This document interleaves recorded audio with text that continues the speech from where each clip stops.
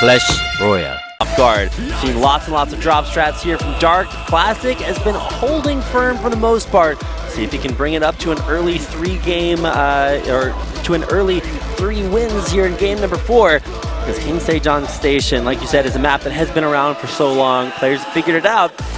Can Dark still figure out something new? Can he do that here, guys? The map is loading up. Classic up 2-1 in this best of 7. Going into set number 4 now for this team kill. Let's do it now on King Sejong Station right now.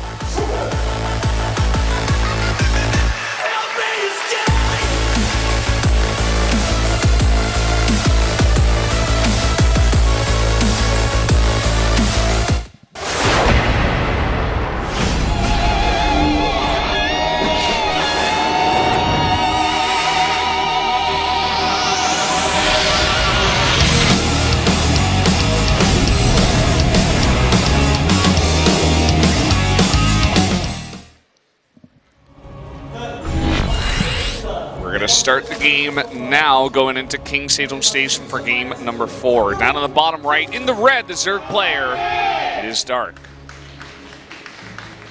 See what the fans have to say about Dark today. Lots of fans out there in the audience. Of course, this saying Dark is on his way to take over the finals, and I guess he certainly is, but here is Classic, the blue Protoss player, who also has fans talking about him. Looking forward to the reign of Classic, who is the Protoss itself. Yeah, Tassadar is what they called him there. Tassadar Do is his real Korean name, so mix them together and you get Tassadar. It's like in English when we call him the chin toss. It's like, well, something like that. Part of him is embodied with part of the Protoss itself. But this is King Sejong Station, somewhat similar to our last map, and we are starting to see exactly the same start by both players, going for those early expansions, which is maybe a little bit more remarkable for Classic, who does like to get that down very early. Classic likes to go for this 2 adept, 2-gate style on this map a lot, and we are going to see this here. I think Dark should know about this, and on this map, obviously, you can get the Overlord over there very, very fast in the front of the wall and just see that this is coming, so he should be prepared for this. It is a nice build to put on some pressure onto your Zerg opponent, though, and make him react and make a bunch of units. All right, now we did have Zergling speed just started there with the first few Zerglings coming out, so not an all-in by any means, but and everybody out there is like, well, it's obviously not an all-in. I'm just like, well, let's take a look at the last 2 games in a row. What have we seen Dark do? Some version of an all-in and then try to macro out behind it. I actually just want to see a straight-up game. Oh, sneaky 007 probe able to get away and start this 3rd base off to the side. But we'll see if this Zergling speed, which is not just finished, is going to be done in time to ward these adepts away. Looks like the Queen's doing a good enough job with it. Yeah, a nice little harass there by Classic, where he draws the Lings into the main, and then, oh, he actually commits to the Shade this time. Not sure if that's a good idea. Okay, well, you don't need Zergling speed if the Adepts actually just stand right on top of your Adepts, but really cool movements there. Loses 1, but will save the 2nd. Will Shade into a Queen, but it will get away here. And nothing but just adept production out of the Protoss. And we do have that Twilight Council into immediate resonating glaives production here, or rather, research. And I think we should be seeing a pretty nice amount of adept pressure here in this game. Yep, now there goes a slow Overlord into the main to try to see what he can see. And with mostly adepts out just yet, should actually be able to catch most of everything. If he does get back to see that Twilight Council researching, then he'll pretty much know what's up and know what to expect, which should trigger either Baneling production to maybe deal with those adepts, because after game 1, Dark knows just how scary adepts can be. And Classic, he, in the first game at least, didn't have the easiest time of splitting, but his splits have been good in the games after game number 1. We do see that Dark is going for some more drops. He doesn't have to be going for drops for this. He could just be getting an early +1 perhaps and use the Banelings for defense here, especially because there are already a good amount of adepts here. It looks like about 9 already making their way across the map. We do have a lot of adepts, but there is that drop overlord with the Zerglings being rallied away outside of the view. Now, those are Zerglings that Dark is going to need back at home to help with this defense, because with the Baneling nest just now finishing, he's still morphing those Banelings, and they are not out in time. He needs to transfuse to save the Queen, doesn't do it in time. I mean, look at this. It's not even like a gigantic number of adepts, but it's going to be enough. Resonating Glaives finishes up, and there's only Lings to defend this. There's not even any Banelings. 22 Zerglings being made right now, but those will not be out in time. Some Banelings hitting, but still drones starting to die. See if Dark can get some nice counter harass here in the main. He does drop out all those Lings, and they're just chilling. Okay, there they go. The adepts will eventually be cleaned up. But Zerglings in the main, we'll see how many probe kills they can get. Actually, some decent numbers here as they do chase that last line of probes. A couple of adepts at home mean that these Zerglings will eventually be cleaned up. But here comes the next round of adepts into Dark's base. Those Baneling hits in the main you were talking about really just secured Dark's position. It does get the surround there on the adepts, and with some decent Baneling hits, a decent number of these adepts will be able to be cleaned up. Some of them do survive, and with the Resonating Glaives, you can get a bit of damage, but definitely a win here for Dark. Cleaning up the 6 adepts, only losing 4 drones. He is down sizably in the worker count, though, so all of that harass definitely did do its job. However, this is Dark's opportunity to catch up in the worker count here with a big Baneling drop inside the main. Classic has been on point with his pulls. I think he only missed 1. That happened on that Dusk Towers game. Let's see if he does recognize this one coming in. Yep, Drop Overlord is here. Will there be a pull of the probes there? It's a little bit late there, but decent splitting means that not that many probes will actually die. They all do come back. It's not going to matter. It's only going to kill. He's actually actively splitting the probes around this last Baneling. But he does get a couple more at the end there. Here comes drop number 2 into the natural. Immediate overcharge. Classic, it looked like he was staring right at that Mothership core right as that came in. By the way, the double Stargate did get scouted by that drop, so Dark does know that is on the way. Has he prepared at all? There's 1 Spore at the 3rd. I think he is also building a 2nd Spore there as well, but he will need to commit to at least a little bit more defense, because here comes in drop number 3, or drop attempt number 3, once again immediately pushed back. You can see him trying to come in from a weird angle. Maybe trying to go around the pylon or just catch Classic off guard, but Classic is on top of it. Now there's Phoenixes out. He's going to have to drop those Banelings to save him here. He does get all 4 of them out, and a few of them will survive. Just 2. Okay, 3, yeah. Turns out if you have all of your Phoenixes lifting things, there's nothing to shoot, so 3rd Baneling does survive. They will take the long, slow roll home.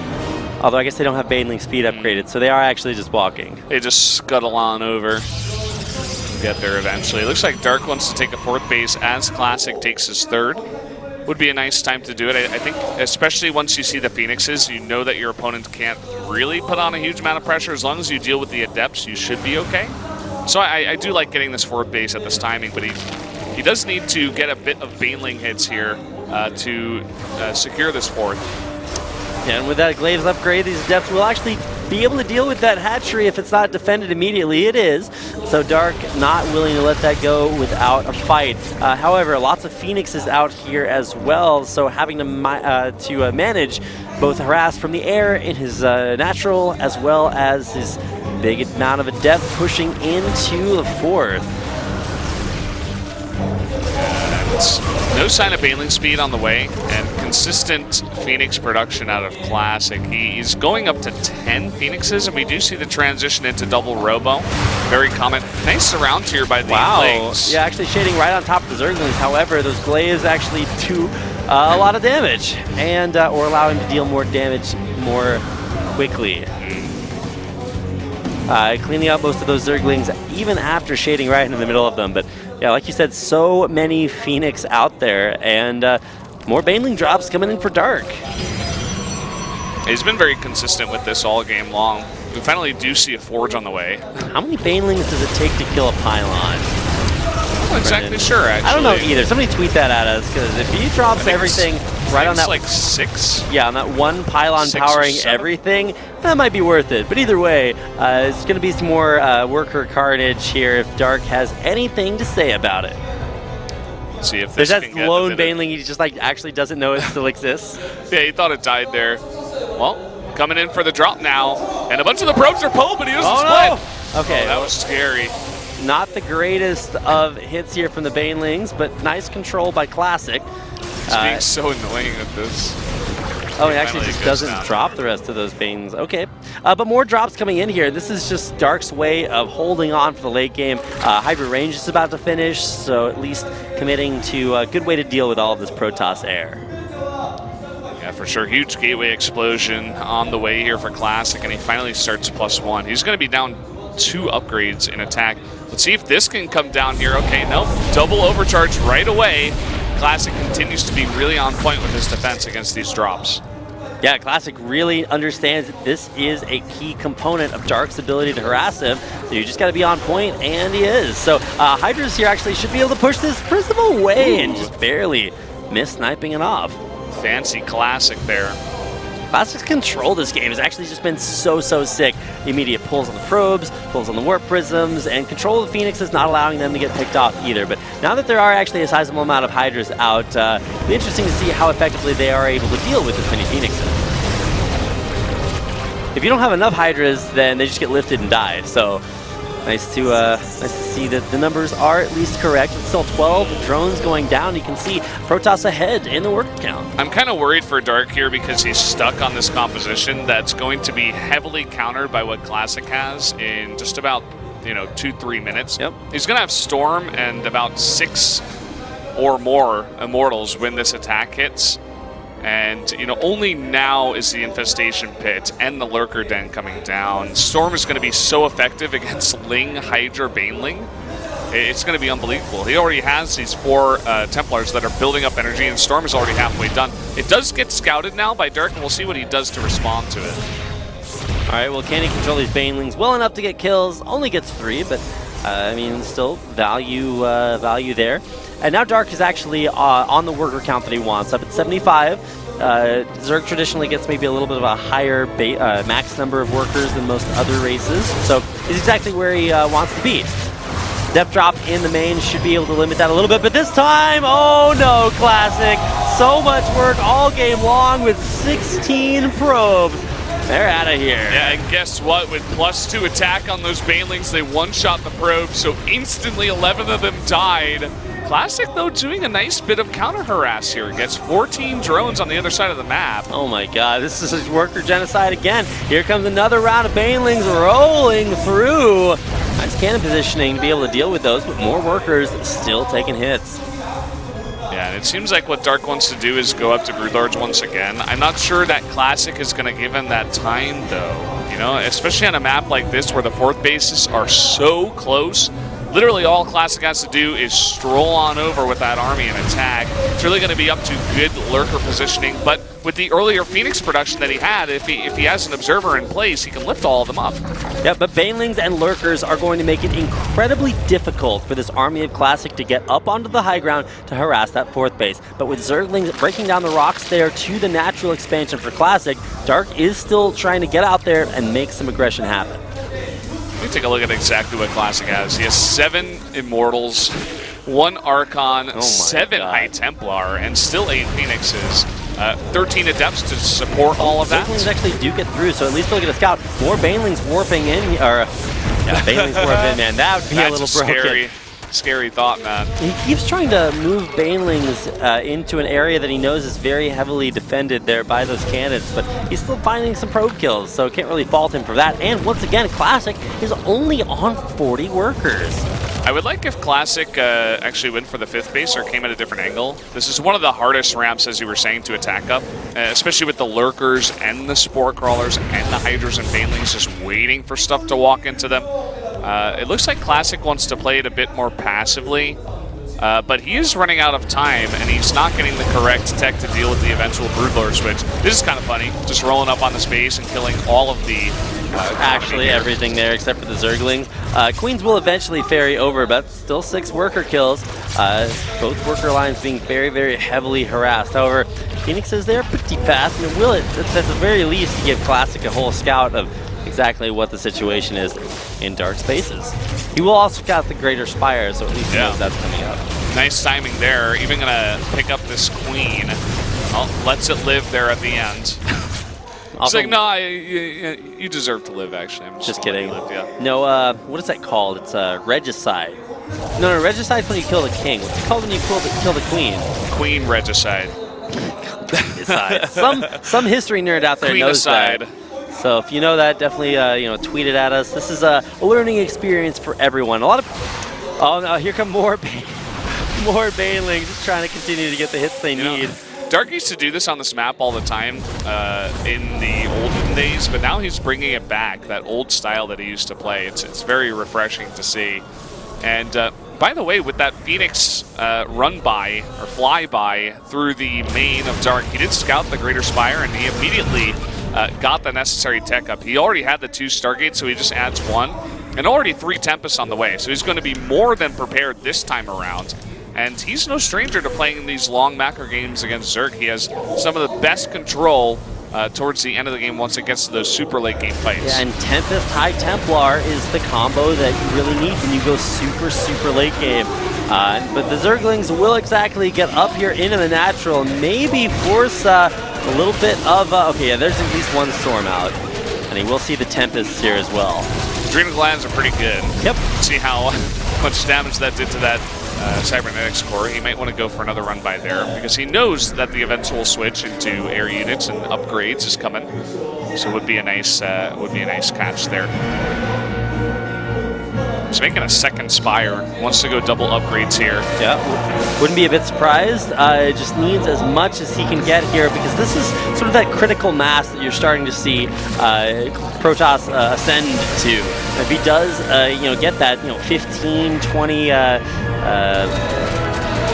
Tempests out, then especially with High Templar, tons of energy underneath them. This can be incredibly difficult for Zerg to deal with. It's a very strong army, and you can see that Dark himself is preparing for the super late game. The static defense begins, and look at this, he's going to try to run by even at the back door here, but there's just way too much defense. He can clean up some of these cannons. Oh, he's actually going to kill off at least one of those, I think that was just a Zealot, not a High Templar, but he's drawing out the storms. And apparently it does appear as if Regicide is, usable for Monarchs of either gender. So that multitasking out of Rapid. It's all good, but we got tons of storms here all over those Broodlords. Not enough transfusions to keep at least 2 of them alive. So those will get sniped off there. But Tempest moving forward into this wall of spores. But will we see enough to be able to use this? I don't see any Vipers out. Yeah, that's a bit of a problem. He needs something else to deal with these air units of the Protoss. It's going to be difficult, but look at all those transfusions. Although huge storms there all over pretty much everything. The Broodlords there as well as the Corruptors, but this is actually enough Zerg units to try to deal with this, and there might be a limited amount of storms starting to be here for Classic. Yeah, he needs to get another tag, perhaps on some of those lurkers, begin to snipe some of them out, and actually, as I say that, he goes for it right away. And a little run by here is going to be cleaned up. Not too interesting. Really, it's about this fight here in the middle of the map. Still continuing with all of those storms all over those Corruptors, and the Corruptor numbers are starting to dwindle. Look at all of these storms. Oh my god, it's monsoon season here in King's Edge on station. But are there enough Corruptors and Broodlords to finish them? Nothing there to hit the Broodlords, and this actually could just be too much Zerg. No more storm and nothing to deal with the Hydras or the Queens on the ground, so everything is just going to get taken out. GG! And that is going to be a Dark win to bring himself back in this series. Crazy series we're having, so back and forth, and every game is unbelievably close. Classic just barely losing that one. Just not quite the right composition, and a fantastic engagement from Dark there. Great splitting on the Corruptors, and just a good mix of units to deal with what Classic did have. So that's going to tie it up 2-2. And it's looking like the series we always hoped for and that we were expecting. We're going the distance, guys, and I do want to thank everybody for coming out and tuning in to go the distance along with us. The journey of 1,000 StarCraft games starts with watching a single broadcast, and so nice to see that all of you guys are well on your way. Also, a big shout out to Ghost Dragon 777 who tweeted at me about the Regicide thing. If you guys want to do that too, you can do it at Rapid Casting and at Brendan Valdez. Yep. If you want to let us know anything that we miss or just little bits of wisdom Yeah. you think that we should know. Rapid's actually there's great a lot on of that Twitter. there. I should tweet more, but you and Wolf, you're like the Twitter lords. Man, Wolf's Twitter over here. game is on point. Let's just He be is real like there. adding in some crazy stuff. Guys, we're going to take a quick commercial break. When we come back, game number 5 between Dark and Classic.